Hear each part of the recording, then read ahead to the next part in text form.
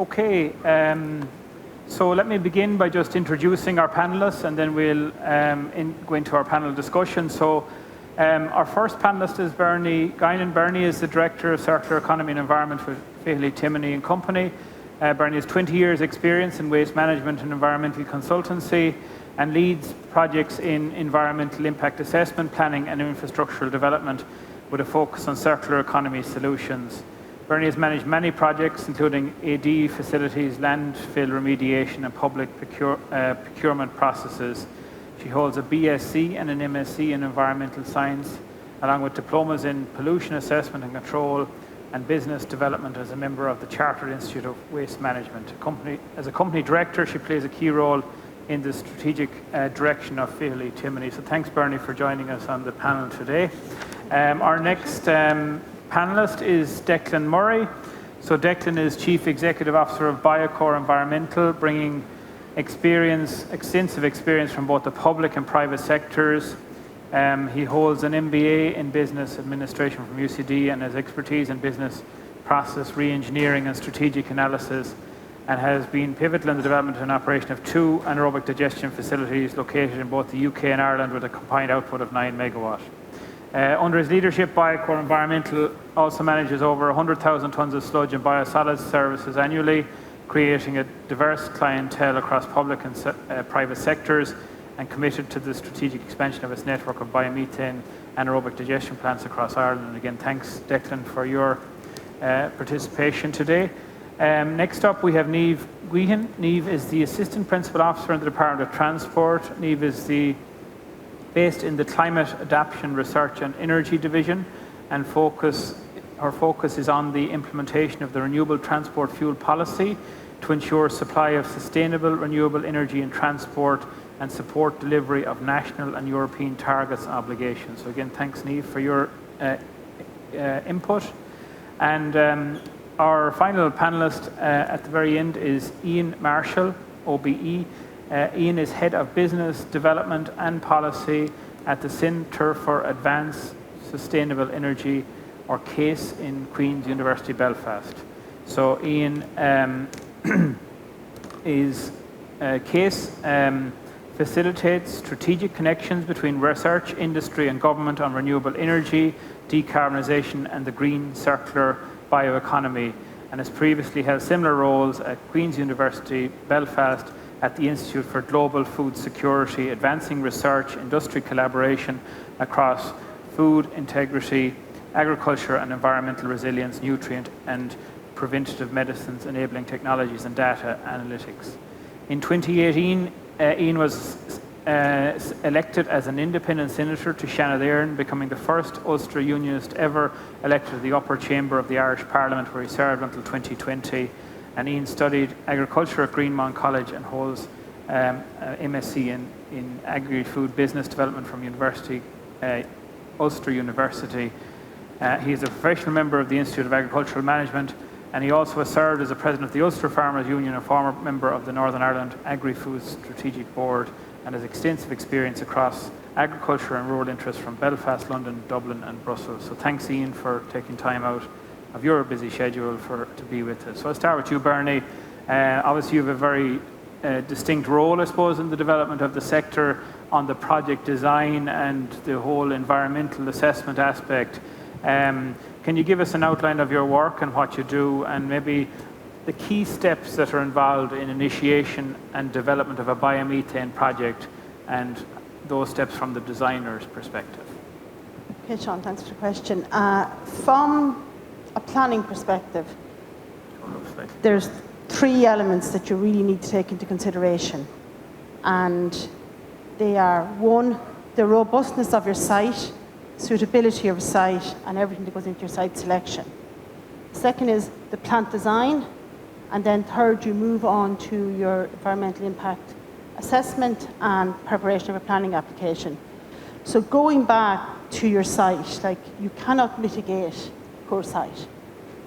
So anyone out there that's thinking of developing an AD plant, really give close consideration to your site or sites that you're looking at in terms of your site assessment. Do a constraints analysis Identify, are there European sites within the vicinity of your proposed site, or is there conductivity to European sites? Sites with monuments, for example. Look at the makeup of your near neighbours, the proximity of near neighbours to your proposed site. Most of all, look at the road network that's serving your site. A key feature of any AD plant is traffic in, traffic out. You're developing a 100,000 tonne facility, you're transporting 100,000 tonnes of raw material, feedstock into that facility. The majority of that product is coming out as digestate. You've got to have a road network that can sustain safely those traffic volumes. Again, from the outset, as I suppose both Sean and Chris alluded to, early engagement with your utility providers. You need to know where you're connecting to your utilities, whether it's you get the gas network, where you're getting your power from, where you're getting your water from. That's key, because the route to that connection forms part of the boundary for your EIA assessment. Your EIA assessment goes beyond the boundary of your plant. So it's key to understand that from the start. And I suppose the other part of considering the viability of a site is the proximity to your utilities connections. Obviously, the nearer the connection, the more economically beneficial it is to your project. Again, from the outset, understand your feedstocks. There are various mixtures of feedstocks that can be treated in AD plants. You can have single source feedstocks, whether just all agricultural residues or energy crops, or probably consider as traditional bio-waste, or combinations of those feedstocks. That feedstock mix determines your regulatory route. Have that defined from the start. And really, in terms of your site selection, you're really looking at it, you're using design by avoidance as opposed to design by mitigation further into your process. When it comes to designing your plant, use the features of the site to the best of your ability, whether it's screening, whether it's the compatibility of the layout with the geology of the site to avoid piling, whether it's how you orientate your plant to mitigate or reduce the need for mitigation for noise, odour, etc. Lots of facets there. Your design should be taken into consideration with your impact assessors. Bring them in early in the process. And then moving on to the next stage, obviously in planning, we're like some developers have experienced significant challenges, others have experienced smaller challenges, but still challenges. Perhaps you could just comment on in the planning process itself and how to approach the planning process and some guidance around that. Again, early engagement with stakeholders and the community. Okay. Particularly when you go and hold your community events, be clear on what you're presenting to the community, the current layout, the rationale for it, rationale for your site selection, the rationale for your feedstocks. Be prepared to listen and take the community's feedback into consideration. Where that feedback can be incorporated into your layout, your design, do so, because it shows that you did listen to the community. Okay. Very valuable advice. If I could move to Declan, and we'll come back to you, Bernie, just in a minute on a couple of other issues. Declan, you've gone through the experience of planning and have a site that's in operation in County Roscommon, in my own home county. Can you give us an outline of maybe what Biocore does and maybe the plant you have and maybe some of your plans for the future? Yeah, well, I mean, we operate an AD plant in Roscommon, almost exclusively on waste. I won't go into my challenges with the planning issues now, unless we had about 4 hours left. But we've been up and running since 2018. Plant is reasonably stable.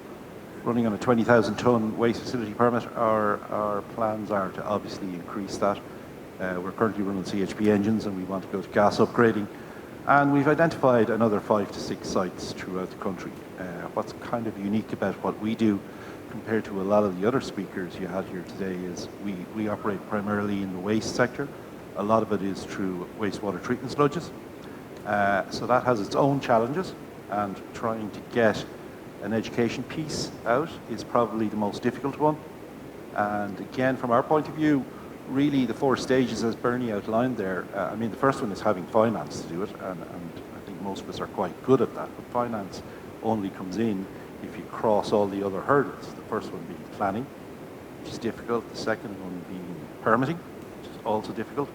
And I suppose the third one then is having an offtake agreement. While we were lucky in Roscommon being the last or second last one to get in under Refit 3, we're waiting with bated breath on the RHO, and I think as one of the last speakers said, hopefully with a window that's longer than 2 years, because our finance people aren't too happy about lending us like 60 or 100 million and saying we don't know what's going to happen in 2 years' time.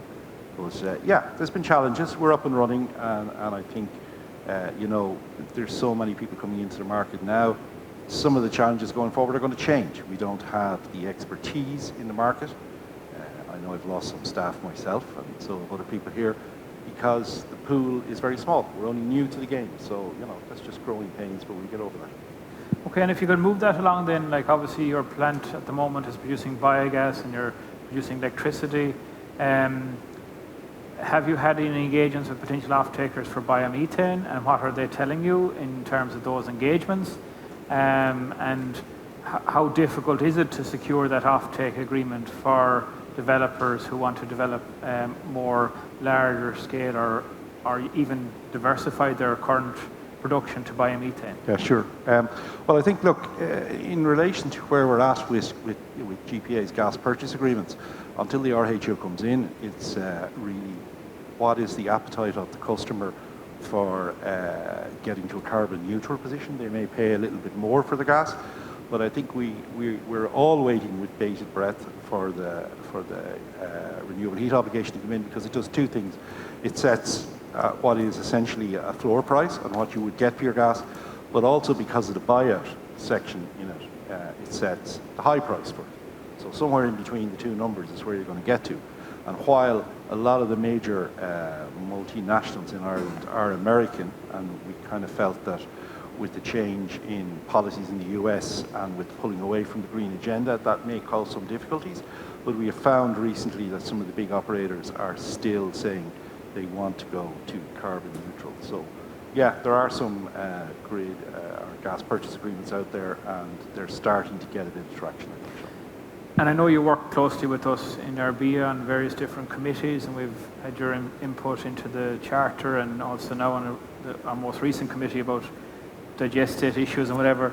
Perhaps you could comment on the other issues beyond the funding and the supports that are required to make this biomethane industry happen, more regulatory issues and all of that. Yeah, I think probably the regulatory one is the most important piece there. I mean, we have a situation at the moment where we have local authorities who are involved in a certain part of it. We have the EPA involved in other parts of it, but I think we haven't skilled these people up. There is not an understanding across the wider EPA family as to what is required for a biogas plant, what we're to do with digestate. And one of the big problems in the market at the moment is this classification of digestate. People wouldn't be fully aware of that or think it's a problem, but we've been told that once something enters the AD process, it becomes a waste.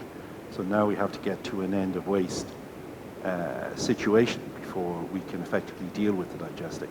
Interestingly, on that front, I see yesterday the Portuguese government issued a law in Portugal which defined all digestate as end of waste once it had gone through a particular process, which is quite helpful because that's a European country, and that gives us something to be able to go and talk to the department about. But again, it goes back, everything is connected. There's no point in me going to my finance people saying, oh, I'd love to build 3 100,000 tonne plants, but I can't really tell you what I'm going to do with the digestate. So they'll go, well, we're giving you the money to do that. So everything is connected. And while there are difficulties in the planning, in the permitting, in the back end and in the front end, trying to get it all lined up, the more we can get clarity on what is required what is the standard you need to get to, the easier it becomes to develop these things. And I mean, I'm interested in all the discussions about the community engagement. We run 1 megawatt electrical plant in Roscommon with waste heat. I could probably heat most of Ballahadreen, but if I moved the plant any closer to it, it wouldn't be operating. And that's the difficulty, So we have to get the education piece out there, get people to understand what we're doing. People talk to me about, oh, you're using wastewater treatment sludge. Oh, that's a bit hard to get across the line. And I kind of go, well, what do you think happens today? Where do you think it goes today? And it's really that whole education piece about we're taking something that's being done this way. In my view, of course it would be my view, we're doing it better. We're getting it to a point where it can be a very useful organic fertilizer. And we need the regulations to cover that so that we're able to tick the boxes and go, yes, we've done this, yes, we've done this, yes, we've done this.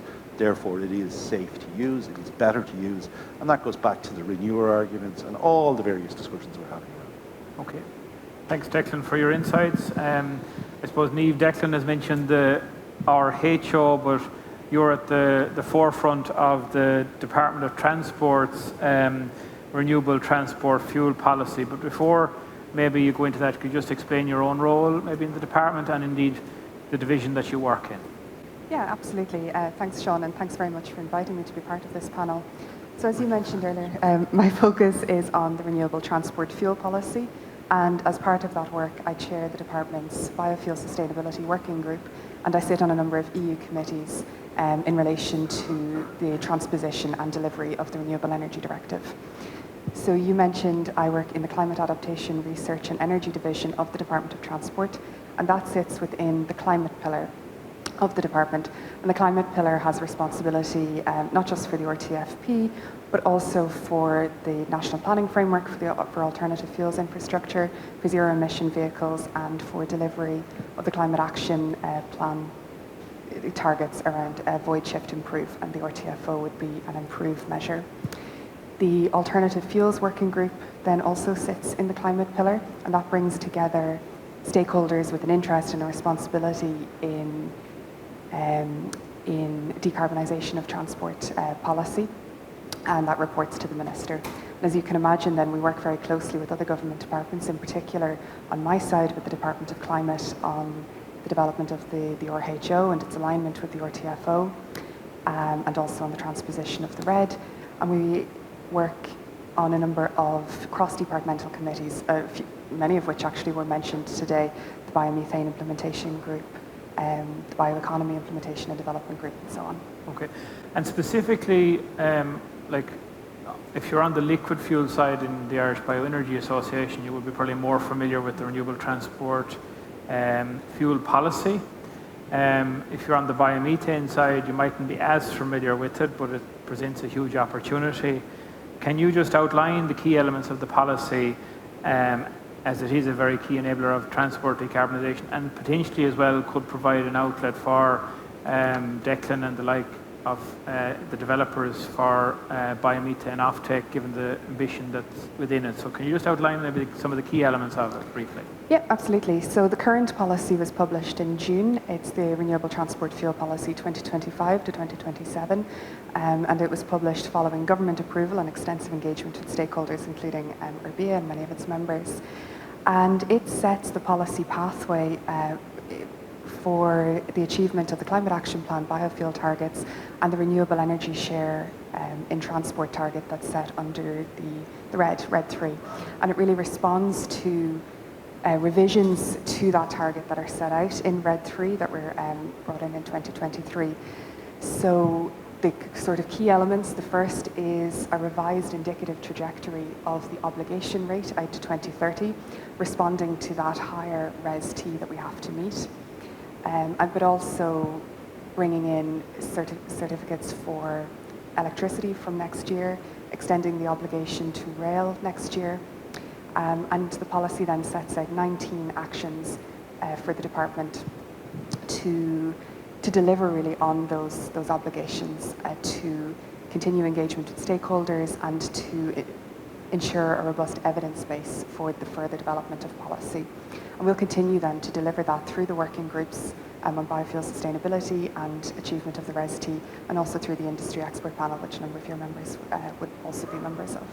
And we heard earlier from Julianne in terms of her company that's producing indigenous bioliquids or liquid biofuels. We obviously have heard now from some of the producers of biomethane. So what do you see as the emerging opportunity in the RTFO for the development further of transport decarbonisation solutions using these indigenously produced gases and fuels? Yeah, so the policy statement really highlights the importance of indigenous biofuel and biogas production in meeting those obligations that we have from the CAP and the RED in a sustainable way, really recognising the role that indigenous production plays in reducing our reliance on complex supply chains and diversifying our supply. And as I mentioned, the policy has a revised trajectory of rates, including an advanced biofuel rate, and we would see biogas in particular as a very sustainable way of meeting those higher advanced rates. So, as I mentioned, we're working closely with DEC and the Biomethane Implementation Group to ensure that supportive environment. And we have committed in the policy to considering the need to support and develop indigenous industry in the implementation of our policy. So for example, as some people here might be aware, we're reviewing at the moment national incentives for particular fuels, our additional certs, and as far as we can, that will be done with a view to incentivising indigenous production. Niamh spoke very well, I think, about Niamh on the difficulties around supporting or giving preferential treatment maybe to an indigenous product in terms of EU trade rules, and that's the same for us in transport. So we're following very closely their engagement with TRIS to see if that's something that we can emulate in the transport sector as well. And just before I go on to Ian, just very finally, there's been an awful lot of engagement and discussion about sustainability of the non-EU liquid biofuels feedstock supply chain. So I know the then Minister Eamon Ryan, before he left office, brought this issue to the attention of Europe or in Europe. Can you just very briefly outline your work on this and that at a European level as well, because it is a big issue that a lot of our members are concerned about? No, absolutely, and this is a key policy priority for us as well. And as you mentioned, Minister Ryan brought to the Energy Council last year concerns arising from analysis conducted by the National Oil Reserves Agency in relation to the global supply of palm oil mill effluent. And shortly after that, we as the department raised the same concerns with the CARES group, which is a Commission-sponsored EU group to support the delivery of the RED targets. And on foot of all of that work, the European Commission established a working group on sustainability certification to review the EU legislation in relation to the supervision and EU oversight of sustainability certification. And that's work that we're very engaged on at the moment, very much with a view to ensuring a harmonised approach across the EU to a sustainable supply of biofuel. Okay. Moving on to you, Ian. I know that your work is very, very important in the case organisation that you're within in Queen's. Can you just outline what you actually do and some of that work that you're engaged with, which is very important? Yeah. Thanks, Sean. So what CASE effectively does is work across three areas, so across energy systems, bioenergy, and marine renewable energy. Fundamentally, what we do is we support early research to get it translated into something that's commercial and something that's near market. But latterly, we've been doing quite a little bit of work on energy systems and what good would look like in the journey to a renewable future. So the whole process of decarbonisation. 2 years ago, we produced a paper for government called Pathway to a Renewable Future. And it's really interesting because in that short space of time, the conversation is already changing. We had Christophe McLeod last week speak in Belfast from the International Energy Agency. And it was interesting because we compared notes on this. People 2 years ago were talking about net zero. That's moved on. People are now talking about energy security. They're talking about fuel poverty. They're talking about cost of living. So the conversation's changing, but that's the area we work in, Sean. Both you and I have commonality from the point of view we both served the farming communities that we were part of as young farmer representative and the senior farmer representative. So you're intrinsically linked with the agricultural sector. So what do you see the role and the link between biomethane and agriculture, and how do we broaden those engagements? And maybe can you share your perspectives on this? Yeah, one word, opportunity, and it's really interesting because I saw a lot of the young people left there. I was going to say something just about the bus time. But you know, if the older people in the room will remember, if you look at bioethanol, the work on bioethanol wasn't done because of global warming and climate change. It was actually done because there were grain mountains in the US. So much grain they had to work out what on earth to do with it. So the bioethanol industry emerged. What we see with agriculture and biomethane is that what we have in Northern Ireland especially is a very intensive agricultural sector. So we feed about 10 million people in the UK annually with a population only of 1.9 million. So we produce about 500% of the food we actually need. That comes with all its benefits, but it comes with its problems, which is agricultural waste. The work we've done in Queen's has, the math we've done says that if we took the agricultural waste, we could produce 82% of the gas we need in Northern Ireland. What that equates to is the 5 billion we spend annually on gas, we could produce £4 billion worth of gas locally, indigenously. That money stays in the economy and recurs every year. So there's a huge opportunity here. There's a kind of a lazy narrative at the moment going around about agriculture, and everybody who's in farming or involved with agriculture knows that every time you turn a phone on or open a newspaper, it's about emissions, it's about the bad people, the bad industry that farming is. We're warming the planet. And what we see here is a massive opportunity, because the lazy narrative says we need less stock on this island. What the research is telling us, what all the science is telling us, is with global warming, which is real and is happening, that food production will migrate to parts of the world that can do it best. We live in one of those places. We're exceptionally good at producing food. If we reduce the national herd, let other people produce food, people in London and Birmingham and Manchester won't consume less dairy or red meat. They'll get it from somewhere else. The net result will be worse for the planet. So there's a massive opportunity here to take what we've classified historically as waste into a valuable resource. Look at how agriculture can produce across 3 services, nutrient services, deal with, especially in Northern Ireland, the phosphate, the eutrophication of the waterways, deal with nutrient services, carbon services and energy services, and turn agriculture into a solutions industry. And being involved in the research side, what are you identifying as the emerging requirements from a research perspective around biomethane and biogas production? Are there particular areas that you should focus on? Lots of the stuff shown historically in renewables especially is very siloed. I was at the British and Irish Chamber event in Dublin last week. There was part of it about energy.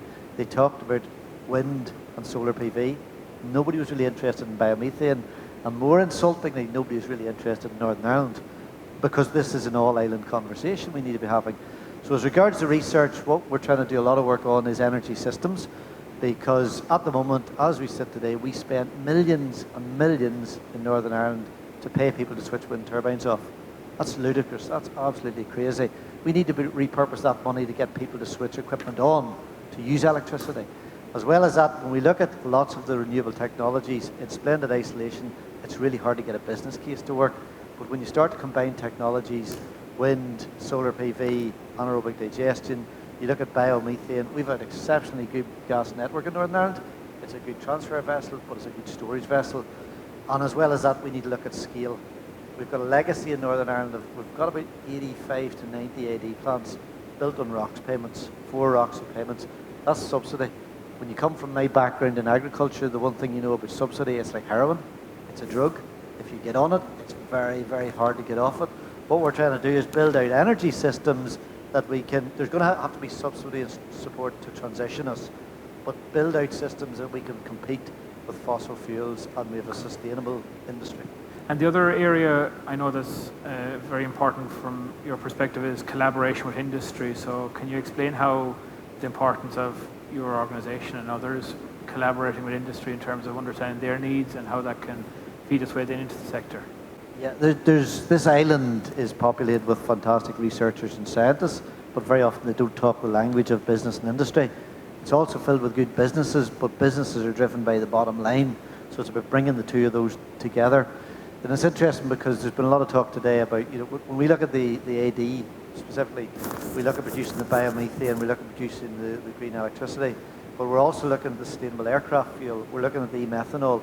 The 2 new ships in Belfast, 2 new Stena boats, both run on e-methanol. We're trying to present a case where agricultural slurries can produce the fuel for those. We're looking at the biomethane in trucks when we call it transport. We have another big companies converting or buying a lot of biomethane trucks.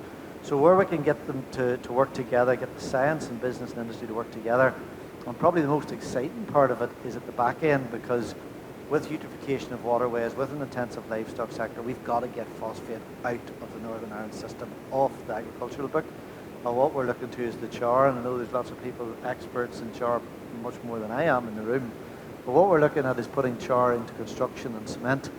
Anybody that knows anything about Rome and the Sistine Chapel will know that there's biochar in the roof, because the Romans knew that putting char in mortar mix was clever. It makes it stronger, more durable, which means you can reduce the spec in the concrete product you produce, and you can make it carbon neutral, or at least lower carbon. That's critically important for a sector that's really, really struggling to decarbonise. And the really freaky thing about putting biochar in cement and concrete is that when it develops a crack, because of the microbiology in it, it repairs the crack, so it's self-healing concrete. So there's massive opportunities there, looking how agriculture, which is seen as problematic, can help decarbonise other sectors and link up business, science, and the other thing which is really important is government. Because if we don't get policy right on this, then it leaves everybody else's business much more difficult. I'm going to ask you a final question, Ian, and then I'm going to go back on our other 3 panellists with the same question. So, are there any emerging policy or regulatory issues arising that you think we should be focused on in terms of the development of all the sectors we spoke about today? So, just if you have any perspectives on emerging policy or regulatory items that we should be aware of or addressing in terms of development of our sectors? I think, and this came up time and time again, planning and regulation. We deal with UREG, we deal with the planners. What's really interesting is when you talk to them privately, they very often have to look at a planning application in isolation in its own merits. They can't look at it as an ecosystem of planning applications. That presents a problem. What they keep telling us is that they only apply the rules to the book they're given. We need to change those rules. The people that change those rules are the people in Leinster House. That's the people. That's why I did a piece of research with a guy from UCD a few years ago about farm business decisions across the island. And having been a farmer for my lifetime, I thought I knew the answer. I thought it was a waste of his money. I thought it was to do with farm size, topography, location, the sector you're in, succession planning, off-farm income. It wasn't. The one thing that affected most farm business decisions on this island was government policy. And it's the same for energy. Okay. Niamh, do you want to comment? Is there any particular issue, emerging policy or regulatory items that you think we should be addressing or concerned about or considering? And I'll ask the same question of Declan and Bernie just to conclude. So just briefly, if you have any thoughts on that particular question. Yeah, I suppose coming at this from a policy development perspective, from the department, we are very keen to work closely with industry and to hear from industry stakeholders on their perspective on upcoming regulatory and policy challenges or constraints or opportunities. So that's why we have our industry expert panel to really get that view and to take that on board as we're developing policies. So maybe a bit of a different perspective from my side. Yeah. Declan, same question to you. I think there's probably 3 quick answers. Going back to regulation, clear understanding of what the regulations are by both industry and the regulators. Essentially a tick box where if you do A, B and C, you've reached the required threshold. A, B and C seems to vary to D, E and F, G, H and I depending on where you go with it. The second thing is getting the regulation in place for the purchase of the gas, which would be the RHO, and have that over a significant period of time. And then my, I suppose, pet project is on planning and really the education piece, having a standard that you need to get to as a developer, and if you get there, that's acceptable, and having the education within the planning system that they're able to deal with it. I think the cost of planning has now become almost prohibitive. We're looking at €250,000 for strategic infrastructure as a minimum, and probably close to 170,000, 180,000 if we go for a smaller project through local authorities. But you tend to always go in with one hand tied behind your back because you're not quite sure, did I say the right thing? Did I do the right thing? Does this person look at it slightly different? So I think if we have a framework that works, and I would go so far as to say for more than anaerobic digesters, housing policy, etc., etc., if we have a framework that works, you will see developers and cash coming up to play their part. And Bernie, you have the last word in terms of what you see as emerging policy or regulatory issues that need to be addressed. Yeah, and I suppose just in recent years there has been a couple of very positive changes. Is the new suite of climate legislation is supporting the development of the biomethane sector, biomethane strategy, again another pillar of policy that supports development. However, there is a void there that needs to be closed. One, around the definition of waste and what's waste and how you categorise these plants in terms of the planning process. Two will probably be, it's not something a lot of people talk about. Planning for biomethane facilities is process-led. From the time you start your planning application to the time you get into construction, there's a lag phase of 4, 5, 6 years. Processes are developing in that period. So you do need a degree of design flex that where technologies have evolved from what was put into your planning to where they are when you go to construction, that there is defined margins as to what can be accommodated within the planning that you have obtained. And then I suppose the new RED regulations, which applies to the bioenergy sector. While they are only in their infancy, it does give clarity on decision times once planning application is lodged. However, with the mandatory scoping, there are some gaps there on an understanding how long that is going to take until you get to the point where you lodge your application. Very And good. the last thing will be the digestate standards. Absolutely needed for every type of development. Okay, well, look, thanks very much to our 4 panellists. I think some very valuable insights shared. So I'd like to thank Ian, Niamh, Declan and Bernie. So thanks to you all for participating. So that takes us, you can stay for a second if you want, that takes us to our last address of the afternoon. So I'd like to call on Ger Cross to deliver the closing address. But before I introduce Ger, I'd just like to thank you all for being here today. And I'd like to specifically thank Teresa O'Brien, who leads on the conference from the IrBEA side, for all your work, Teresa, in organising the conference, to her assistant Julianne today and over the last 2 days. So thanks to Julianne, to Trish as well on our team, and to Noel and to Stephen. So I'd just like you to show your appreciation for the efforts of our team.